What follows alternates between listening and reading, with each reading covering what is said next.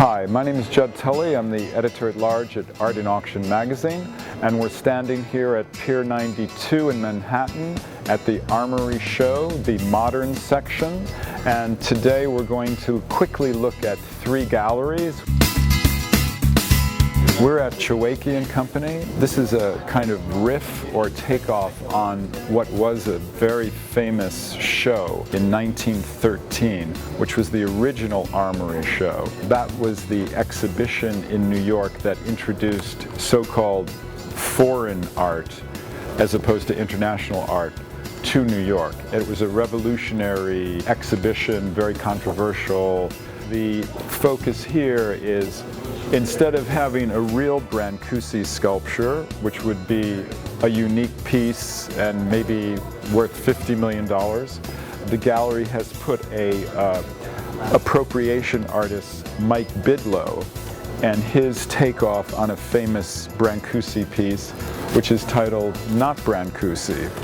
And this piece is from an edition of 100, and it costs $6,000. So they're kind of playful pieces in the show mixed with the real important historical ephemera, such as this postcard from one of the American artists who was instrumental in organizing the Armory Show, Robert Henry. I'll just very quickly just mention, this was the poster for the show back in the day. It says, among the guests will be, and then it lists Delacroix, Degas, Cézanne, Redon, Renoir, Monet. We're at Tokyo's Gallery Show in front of one of my favorite works that I've seen, which is a JeanMichel Basquiat painting from 1987. I've been holding this painting since 1988. I used to have about 50 paintings of JeanMichel. From the late period, this is the only figurative, very figurative painting. With the top hat and the skeletal figure. That's right, you know.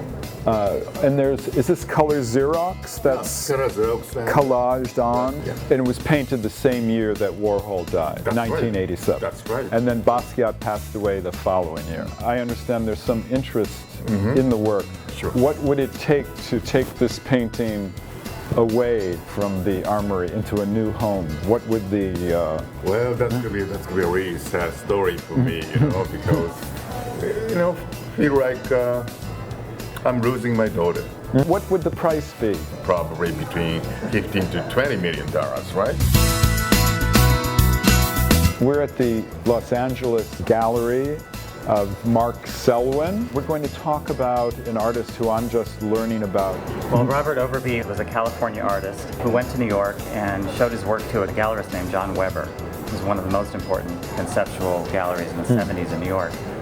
He was in a group show immediately, and then was promised a show with a one-person show with John Weber in 1972. Before the show actually happened, he was kind of shunned by the gallery and the artists in the gallery, and the show was canceled. Because he was Californian, he was also a part-time commercial artist, graphic designer. He designed the Toyota logo.